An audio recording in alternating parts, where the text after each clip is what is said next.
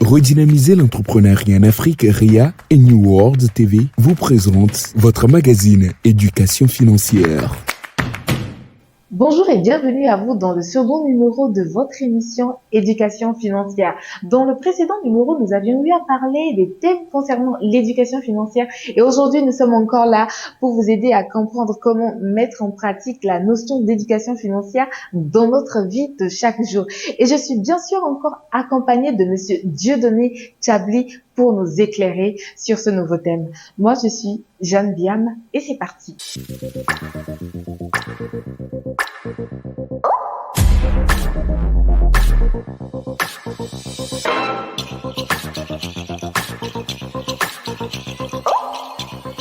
Bonjour Monsieur Dieudonné Tchabli. Oui, bonjour Madame Jeanne. Comment vous allez? Je vais très bien, merci. Super, super. C'est un plaisir de vous retrouver encore aujourd'hui. Plaisir partagé, parce que l'objectif c'est véritablement donc d'apporter quelque chose à toutes ces personnes-là qui nous suivent actuellement. Et donc, nous avons également fait l'effort d'être là et c'est également un plaisir. Et nous vous en remercions. Merci à vous, c'est un plaisir partagé. Je disais tantôt que notre thème d'aujourd'hui, c'est comment mettre en pratique la notion d'éducation financière dans notre vie de chaque jour. Eh bien, c'est ce que nous allons essayer donc de décortiquer dans ce second numéro. Mais bien avant, il faudrait tout simplement me présenter très rapidement. Donc, je suis Dieudonné Tchabli. Je suis consultant et conseiller. J'interviens auprès des entreprises, auprès des particuliers pour les aider, n'est-ce pas, à renforcer leurs capacités dans plusieurs domaines, aussi bien le marketing digital, l'entrepreneuriat et tout ce que vous pouvez donc mettre à votre arc pour pouvoir atteindre, n'est-ce pas, votre développement personnel et professionnel. Et auprès des entreprises, en fait, je les assiste, je les conseille pour qu'elles puissent, n'est-ce pas, augmenter très facilement, bien très rapidement leur chiffre d'affaires. Donc, disons que dans tout mon parcours, bien dans mes activités de chaque jour, je touche à l'argent. En fait, je touche à la question de financement. Je parle finance, je parle cherchant l'argent, je parle résultat, je parle chiffre d'affaires. Et donc raison pour laquelle vous êtes la bien placée, la mieux placée, la personne la mieux placée pour nous en parler. On va pas forcément dire mieux placée parce que ce qui est intéressant, c'est toujours de dire à ceux qui nous suivent qu'en cas de conseil, il faudrait qu'ils se rapprochent véritablement aux institutions qui sont reconnues et légalisées en la matière. Nous partageons nos expériences, nous partageons le peu de vécu que nous avons dans cette thématique-là que nous appelons tous éducation financière. Nous partageons tout simplement cette expérience et cette connaissance que nous avons acquis au fil des années. Mais si jamais ils ont besoin de conseils adéquats pour gérer une activité bien précise, on pourra donc les dire plutôt de se rapprocher aux institutions financières qui sont aptes, n'est-ce pas, à pouvoir les écouter et à les accompagner dans leur processus d'éducation financière. D'accord, mais attention, faudrait pas vous approcher parce que aujourd'hui, nous n'avons pas oublié qu'il y a beaucoup d'arnaqueurs aujourd'hui. Absolument, absolument, et c'est ça, dans la quête de l'argent, on va pas dire de l'argent facile, moi je n'aime pas cette terminologie-là, mais dans la quête de gérer nos dépenses urgentes, parce que quand vous avez une dépense urgente à gérer, eh bien, avoir l'argent facile vous tenterez, c'est-à-dire avoir l'argent facile, c'est d'avoir l'argent à moindre effort et surtout d'avoir l'argent le plus tôt possible. Oui. Voilà. Est-ce qu'on peut avoir l'argent à moindre effort? Je dirais oui ou non, parce qu'aujourd'hui, il y a des possibilités pour chacun de nous d'avoir des revenus ici et là. On en parlera tout au long de l'émission. Tout au long de l'émission pour ces revenus-là que nous pouvons avoir. Donc, la majorité du temps, lorsque nous avons une dépense qui est urgente et qui est là et que nous devons satisfaire, on est tenté rapidement de trouver une porte de sortie très rapidement. Donc oui, dans cette démarche-là, on peut avoir affaire à des arnaqueurs, à des gens tout simplement qui vont nous présenter des opportunités, qui sont des opportunités hyper belles. On a été dans le piège, on est tombé dedans, et ça on le reconnaît aujourd'hui. Et parce que nous avions tombé, parce que nous étions dans ce piège-là, c'est ce qui fait de nous aujourd'hui des experts. Aujourd'hui, nous pouvons sentir le piège à des milliers de kilomètres. Et ça, c'est l'expérience. C'est pourquoi quelquefois, il est bon de vivre certaines expériences, mais quand on peut apprendre des autres, quand on peut apprendre de celui qui est déjà passé par cette étape-là, c'est beaucoup plus facile. Tout le monde n'est pas forcément obligé. Celui qui vous dit, attention, je l'ai déjà vécu. Merci. Tout le monde n'est pas forcément obligé de vivre une expérience. Il est important quelquefois de pouvoir voir l'expérience des autres et d'apprendre de l'expérience des autres. Ça nous permet de gagner du temps pour avancer très rapidement dans notre parcours personnel et professionnel. Merci beaucoup. Et sans plus tarder, nous allons aborder le vif du sujet. Nous allons rentrer dans le vif du sujet. Comment mettre en pratique la notion d'éducation financière dans notre vie de chaque jour? Parce que oui, aujourd'hui, je dirais, nous vivons, nous respirons l'argent. Tout ce que nous faisons tourne autour de l'argent. Autour de l'argent, Donc, absolument.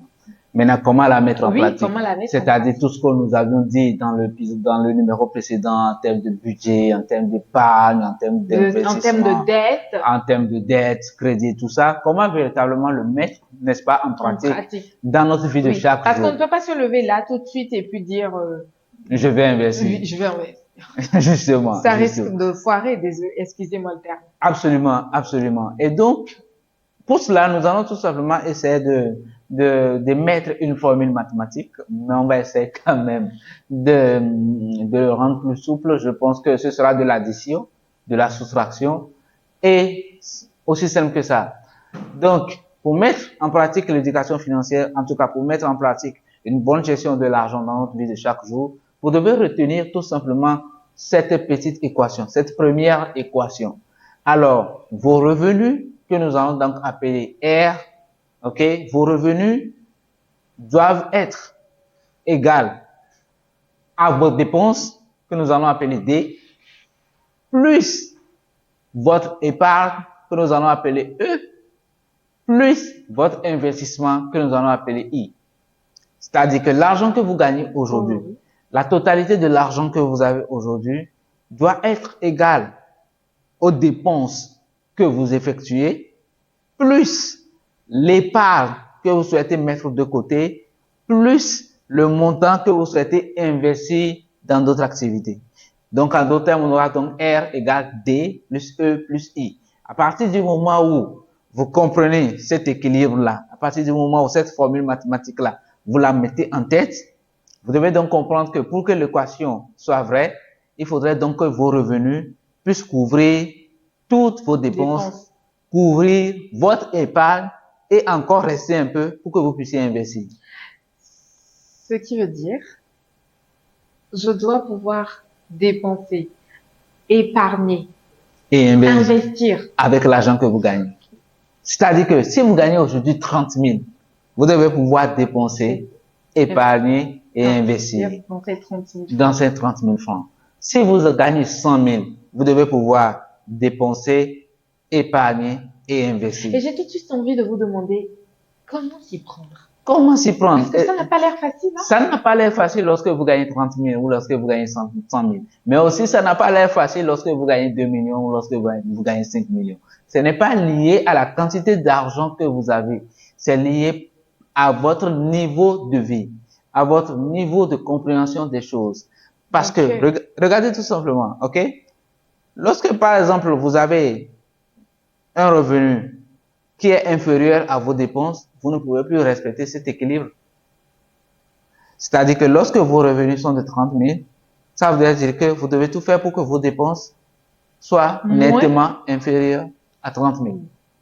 En ce moment, vous êtes encore en train de vouloir atteindre cet équilibre. Oui. Puisque, rappelons-le, l'argent que nous gagnons doit pouvoir nous aider à dépenser, à investir et à épargner. Et les trois éléments-là, vous devez le faire systématiquement lorsque vous gagnez votre argent. Ça dépend. Si vous touchez de l'argent mensuellement, donc vous le mettez, ça veut dire que chaque mois, vous mettez de l'argent de côté pour investir, l'argent de côté pour épargner. Ce qui reste doit vous permettre quand même de pouvoir gérer vos dépenses. Automatiquement, que ce soit 10 000 vous gagnez ou que ce soit 100 000 vous gagnez. On est d'accord jusqu'ici. Oui. Et donc, du coup, si vos dépenses dépassent largement vos revenus, alors là, il y a un problème. Il y a un problème parce que vous devez faire tout pour augmenter les revenus, pour que les revenus puissent vous permettre d'assurer vos dépenses aujourd'hui et d'avoir encore de l'argent pour épargner et investir. Rappelez-le, dans le numéro précédent, on avait défini l'épargne comme l'argent que nous mettons de côté pour pouvoir assurer les imprévus. Et on a défini l'investissement comme l'argent que vous mettez dans une activité, dans un projet, pour que cela puisse vous ramener de l'argent. Et donc, pour que vous puissiez commencer par mettre en pratique cet équilibre-là, vous devez essayer d'abord de voir combien je gagne aujourd'hui et combien je dépense. Oui. OK? Et donc, vous aurez en face de vous deux situations. Soit ce que vous gagnez est largement supérieur à ce que vous dépensez, soit ce que vous gagnez est inférieur à ce que vous dépensez. Donc, vous devez mettre 4 sur table. L'objectif, c'est d'amener vos dépenses en deçà de ce que vous gagnez. Vos dépenses doivent être inférieures à vos revenus. D'accord? Oui. Parce que ça, c'est la clé. Vous avez également une autre possibilité, c'est d'augmenter vos revenus. C'est-à-dire que si aujourd'hui, vous avez 50 000 de dépenses et que vous gagnez 30 000 francs CFA, OK? Première possibilité, vous ramenez vos dépenses à 20 000, 25 000.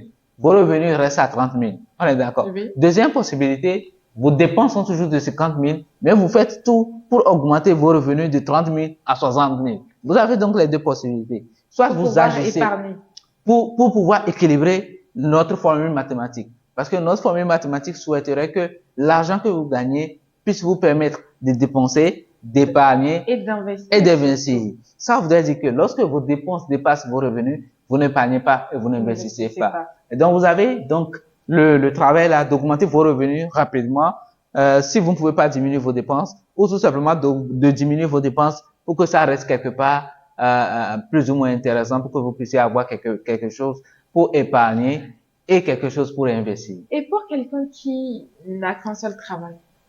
Pour quelqu'un qui n'a qu'un seul travail également, c'est quelque chose qui est possible. Parce que lorsque vous n'avez qu'un seul travail, ça veut dire que vous avez une seule source de revenus. Eh bien, vos dépenses, vous les revoyez tout simplement à la baisse. Je ne sais pas si vous voyez. Nous allons vous montrer par exemple tout à l'heure comment est-ce que vous pouvez revoir vos dépenses à la baisse. Il y a plein de choses que nous faisons qui nous tuent, qui font que nous n'arrivons pas, n'est-ce pas, à respecter cet équilibre-là. Et je peux vous dire quelque chose, c'est une formule ou bien c'est cet équilibre-là, tout le monde le cherche. Je continue de le chercher. Les riches de ce monde continuent de le chercher parce que c'est une perpétuelle activité. C'est-à-dire, vous êtes dans la quête constante de cet équilibre-là. Vous devez faire tout pour que vos dépenses soient toujours inférieures à vos revenus ou que vos revenus soient toujours supérieurs à vos dépenses. Parce que ça, vous pouvez pas forcément le garantir toute votre vie. Il peut y avoir des dépenses extrêmement élevées, d'où par exemple l'intérêt quelquefois d'avoir des assurances pour nous aider. On en a parlé donc dans l'émission précédente, d'avoir des assurances pour pouvoir nous amortir le choc. Donc, si nous n'avions pas cette assurance-là, nous risquons de voir pendant ce moment nos dépenses flamber. Et donc, pour revenir aux techniques que nous pouvons mettre en place pour gérer nos dépenses, il faut d'abord essayer de voir les matériels ou bien vos dépenses de ce jour. Prenez tout simplement une fiche et mettez toutes les dépenses que vous avez eu à réaliser durant les 2 dernières semaines. Genre, voilà, j'ai mangé shawarma à 2000 francs. J'ai acheté iPhone 48. Bon, je sais pas si ça existe parce que je suis pas trop fan je suis pas fan des gadgets. Je ne m'y connais pas, en tout cas en termes de gadgets. J'ai acheté, voilà, des chaussures. Vous faites toutes ces dépenses-là sur une liste donnée. Et vous prenez un micro rouge et vous vous posez la question de savoir, est-ce que cette dépense-là, si je l'avais pas faite, est-ce que je vais mourir? Ah oui, vous vous posez cette question-là. Est-ce que cette dépense-là était importante pour que je la fasse maintenant? Si je ne l'avais pas fait, combien j'allais économiser? Et donc, vous barrez toutes les dépenses que vous n'auriez pas dû faire et que vous aviez fait. Je dirais peut-être que vous vous remettez en question. Vous vous remettez en question. Vous essayez de vous poser cette question-là. Et quand vous faites cet exercice-là, vous allez voir qu'en réalité, sur les 50 000 francs de dépenses que vous estimez avoir, en réalité, vous n'avez que 25 000 de dépenses qui sont réellement urgents et utiles pour vous et que tous les autres n'étaient pas importants ou n'étaient pas urgents et qu'ils peuvent être remis sur le mois prochain, par exemple. Mais nous sommes toutefois conscientes qu'on ne peut pas vivre sans s'habiller ou sans se nourrir. Justement, on ne peut pas vivre sans s'habiller, mais au même moment, on ne va pas prendre tout notre argent pour justement nous habiller, pour flatter notre ego et dire à l'autre que voilà, moi je m'habille très très bien. Vous savez, il y a une chose en fait que nous ne devons pas oublier, c'est que tout ce que nous avons autour de nous a une durée de vie. C'est-à-dire, on les appelle des dates de péremption. Il fut une époque là, nous, quand on était encore enfants, il y avait juste quelques papas friqués dans le quartier qui avaient ce que nous appelons des antennes paraboliques. Ouais, ça veut dire que tu peux beau avoir une télé chez toi, Mais pour pouvoir regarder les meilleurs dessins animés à l'époque, il fallait avoir une antenne parabolique. Cette antenne-là était tellement grande et ça se mettait souvent sur les maisons à étage. Oui. Et on vous dirait que c'est à 5 millions, il fallait avoir 3 millions pour les avoir. Aujourd'hui, tout le monde peut s'en procurer. Tout le monde peut s'en procurer. On a des formules toutes classiques à presque rien du tout qui nous permettent aujourd'hui de pouvoir nous aussi regarder des chaînes. Mais si je vous demandais combien de personnes s'étaient tuées à l'époque pour avoir cette antenne-là, vous allez me dire c'est phénoménal, c'est énorme. La même chose avec les matériels que nous avons, un peu comme les iPhones, les téléphones, les gadgets friqués et tout ça. Ce qui est sûr, le concepteur de l'automobile, le concepteur du téléphone ne dort pas sur ses lauriers. Chaque jour, il va performer, il va développer de nouvelles gadgets. Oui. Alors, si vous pressez aujourd'hui d'acheter ces gadgets-là, sachez que dans 6 mois, ces gadgets-là seront désuètes. Ce sera donc à la base. La technologie évolue. La technologie évolue. Donc, pourquoi se tuer aujourd'hui? Parce que, en fait, on doit s'habiller. Pourquoi se tuer aujourd'hui de pouvoir porter cet habit, alors que dans 6 mois, cet habit-là, même si vous le mettez pour aller à l'école, tout le monde vous insultera pour vous dire vous êtes dans le old school. Non, attendez calmement, mettez de côté de l'argent suffisamment. Et se mettre en tête que toute dépense, par exemple, que vous effectuez aujourd'hui, n'est pas peut-être forcément urgente ou prioritaire. Et que le matériel que vous achetez aujourd'hui peut ne pas être à la mode, à la tendance, peut-être demain matin. Tout a un temps. Exactement. Toute chose a un temps de vie. Alors que si aujourd'hui vous vous pressez, ça veut dire qu'après 1 an, vous devez encore vous tuer pour acheter le même téléphone, pour acheter la nouvelle version du téléphone. Alors qu'entre-temps, si vous avez peut-être laissé cet argent de côté et que vous l'avez peut-être investi, peut-être aujourd'hui, vous serez prêt à acheter peut-être le double de votre argent, à tel point que vous n'allez pas forcément aller prendre un crédit parce que vous voulez être dans la tendance. Et premier élément pour pouvoir maîtriser ces dépenses, c'est de ne pas suivre la tendance. Parce que la tendance, c'est l'effet de masse. On veut être à la mode, on veut être comme les autres. Non, on a encore le temps pour se mettre à la mode. Et c'est pour ça qu'on dit la mode. La mode, ça passe. Quand tu auras ton temps de faire tes choses, tu vivras ta mode. Aujourd'hui, c'est pas encore le moment. Tu ne sautes pas les étapes. Deuxième chose très importante qu'il faut faire, c'est de pouvoir gérer ses dettes. Vous voyez, pratiquement tout le monde a des dettes. J'ai des dettes. Pratiquement tout le monde a des dettes. Ok, on a des dettes parce que voilà, nous sommes des entrepreneurs. Vous avez des dettes sur l'entreprise, mais on a des dettes aussi parce que nous sommes des personnes physiques et que nous avons des besoins de temps en temps. Et il peut nous y arriver d'aller soit vers notre institution ou bien d'aller peut-être vers des amis pour avoir des... Donc bref, tout le monde a des dettes. Mais ce qui se passe en réalité, c'est la gestion de ces dettes-là en question. Et c'est avant de rentrer dans le sujet, est-ce qu'on est tous obligés d'avoir des dettes? Est-ce qu'on est tous obligés d'avoir des dettes? Alors, je dirais oui et non. Vous voyez, la notion d'éducation financière est une notion tellement globale. Et c'est pour cela qu'en fait, le contexte est tellement important. Le contexte dans lequel, par exemple, vous vous retrouvez pour avoir des dettes va peut-être nous permettre de savoir si effectivement nous sommes tous obligés d'avoir des dettes. Parce qu'il y a des dettes positives et il y a des dettes qui nous tuent.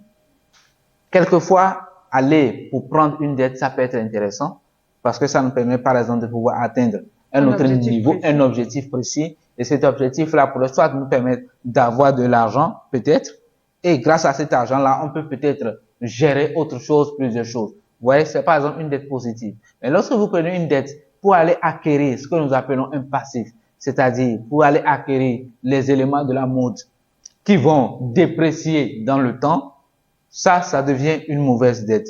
Donc, pour dire, nous ne sommes pas tous obligés d'avoir des dettes. Si vous avez des revenus conséquents, vous n'êtes pas forcément obligé d'avoir des dettes. Mais plus tard, nous allons voir que même si vous avez des revenus, il peut être intéressant aussi d'aller, en tout cas, de faire du crédit de temps en temps. Ça peut être aussi intéressant, mais c'est le contexte, en fait, qui nous le définira. Nous avons tout le temps pour aider, en tout cas, pour en parler, pour expliquer à nos internautes que la notion du crédit n'est pas forcément une mauvaise chose et que lorsqu'on comprend véritablement comment le crédit marche, lorsqu'on comprend véritablement ce que nous appelons par la dette, lorsque nous sommes dans une atmosphère, que nous soyons un entrepreneur ou bien que nous soyons un salarié et que nous pourrons utiliser à bon escient les dettes, les crédits que nous percevons, eh bien, nous pouvons donc les utiliser pour atteindre nos objectifs, Mais sans pour autant être super endettés. Ok, mais on dit souvent que, je ne sais pas si je dois y aller comme ça, mais on dit souvent que les banques font souvent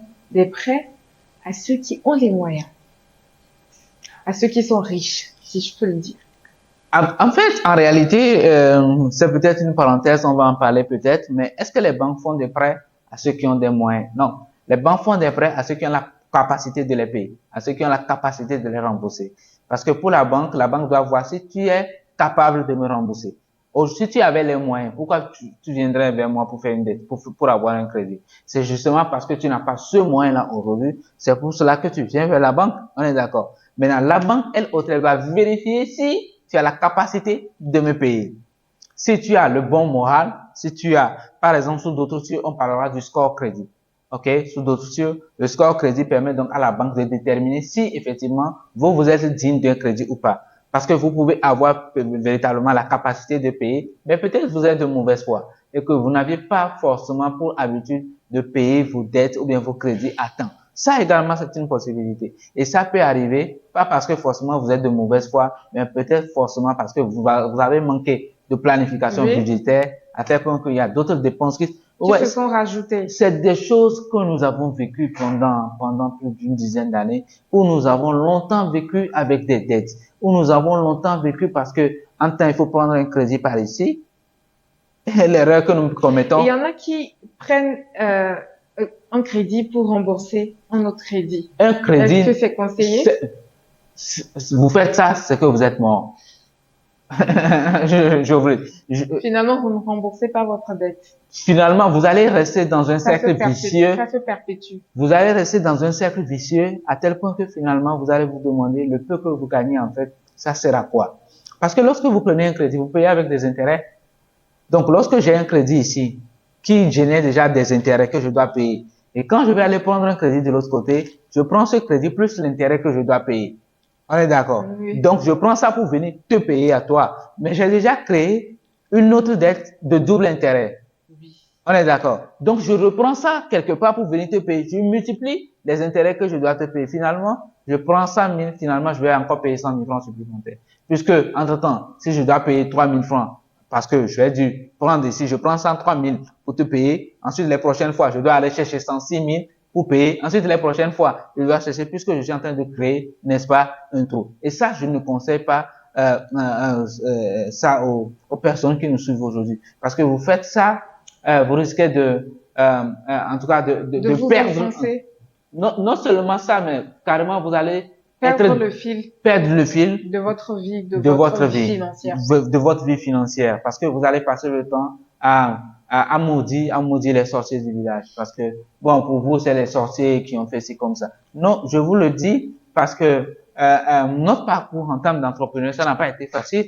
Et quand vous êtes entrepreneur, et quand vous devez chercher de l'argent, et quand vous n'avez pas forcément les moyens d'aller peut-être directement vers des investisseurs ou bien vers des banques, vous êtes obligé de le faire des crédits ici et là. Et donc, il est arrivé à un moment où, eh bien, nous nous sommes retrouvés avec une situation de crédit qui nous dépassait largement et que nous ne vivions plus. Parce que l'argent que nous percevons, l'argent que nous gagnons, eh bien, nous travaillons pour finalement rembourser nos dettes. Et finalement, ça frustrait. À tel point qu'on se demande maintenant, quel est notre rôle sur Terre? S'il faut travailler et prendre tout l'argent pour aller payer quelqu'un, ça n'en valait pas la peine. C'est ce qui m'amène à vous poser cette question. Est-ce que l'entrepreneuriat, c'est pour tout le monde? La question que vous avez posée mérite qu'on fasse toute une émission complète là-dessus. Parce que l'entrepreneuriat, en fait, ce n'est pas pour tout le monde. Ça, je vais le dire directement comme ça. Et tout le monde ne peut pas entreprendre. C'est vrai que tout le monde peut devenir entrepreneur, mais tout le monde ne peut pas entreprendre. Parce que entreprendre, oui, c'est bien beau, ok, mais ce n'est pas la panacée. Ce n'est pas parce que moi je n'entreprends pas que je suis forcément diminué des autres. Non. Il faudrait qu'on oublie ça, ok? Mais aujourd'hui, c'est ce que les gens... Non, ça c'est une mauvaise mentalité, c'est une mauvaise manière de concevoir les choses. Que vous êtes salarié et que vous êtes entrepreneur, vous êtes sur le même pied d'égalité. L'entrepreneur n'est pas au-dessus du salarié. D'abord, ce que vous devez comprendre, c'est qu'un entrepreneur, lui aussi, il est salarié. OK?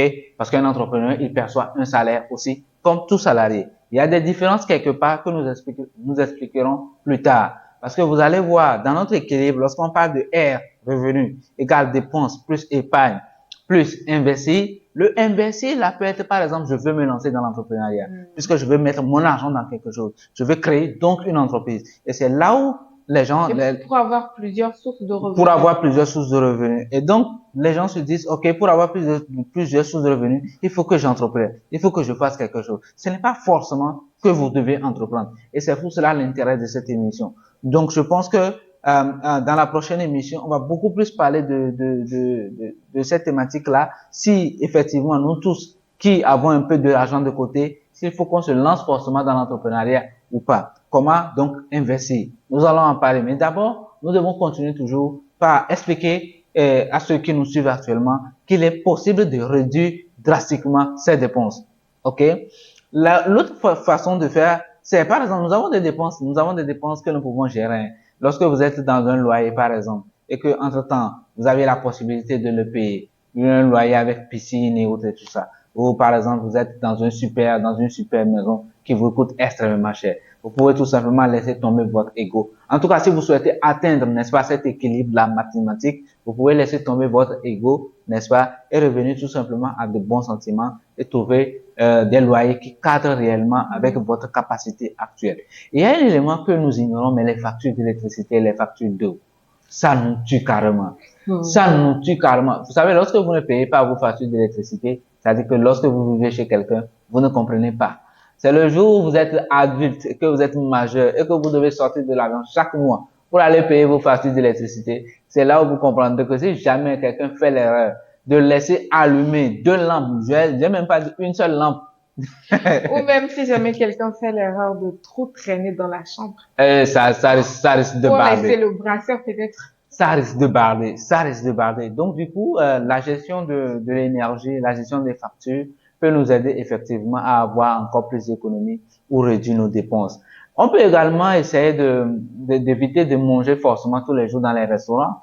Faisons faire main, restons chez nous et mangeons de temps en temps. Oui, c'est bien beau. Allons nous faire plaisir dans un restaurant. Oui, ça c'est intéressant parce que la vie mérite d'être vécue, on est d'accord. Mais même vie. Attention, faudrait pas en abuser. Merci. Cette même vie qui mérite d'être vécue ne te donne pas la possibilité de savoir si demain tu vas vivre ou mourir. Ouais, donc, si tu prends tout ton argent, tu les dépenses aujourd'hui, la vie te donnera beaucoup de longues années. Et Chez nous, on dit, Egbenedou. Alors, c'est vrai. Et ça aussi, c'est quelque chose, c'est aussi, des adages qui sont souvent dites, aussi dans les religions, c'est des choses, il faudrait pas qu'on se tue pour demain Dieu pourvoira et tout ça. C'est des choses peut-être, oui, qui sont enseignées entre griffes, mais nous devons comprendre que la vie en réalité peut nous réserver des surprises. Oui. Au moment où on pense que la vie vous donnera 100 ans de vie, ou ce que vous avez pour Ekbetoni, vous ne l'aurez pas pour les 100 ans à venir. Et si vous avez pu peut-être investir ce que vous avez trouvé aujourd'hui, les 100 ans à venir vous seront peut-être plus profitables. Alors, pour ne pas avoir des regrets dans le futur. Dans le futur, il est important donc de chercher aujourd'hui à adopter cet équilibre-là. OK? Donc, on va continuer toujours par réduire nos dépenses. On va continuer toujours par diminuer nos dépenses. On va faire l'effort de voir quelles sont les dépenses entre griffes qui font trouver nos poches, par exemple, et nous devons surtout éviter de tomber malade. Vous savez que quand vous voulez atteindre cet équilibre-là, vous n'avez pas le choix. Vous ne pouvez pas tomber malade.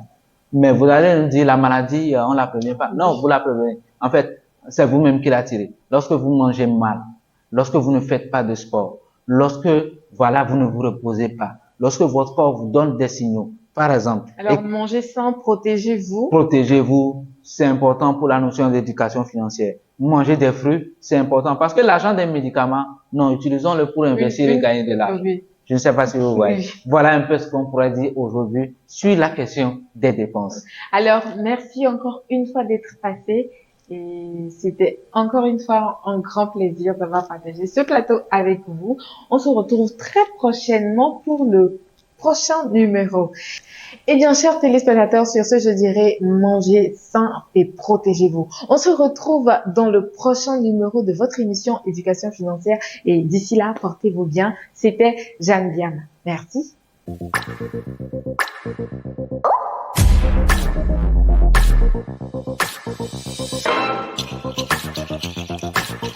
Votre magazine Éducation financière vous a été présenté par Redynamiser l'entrepreneuriat en Afrique, RIA et New World TV.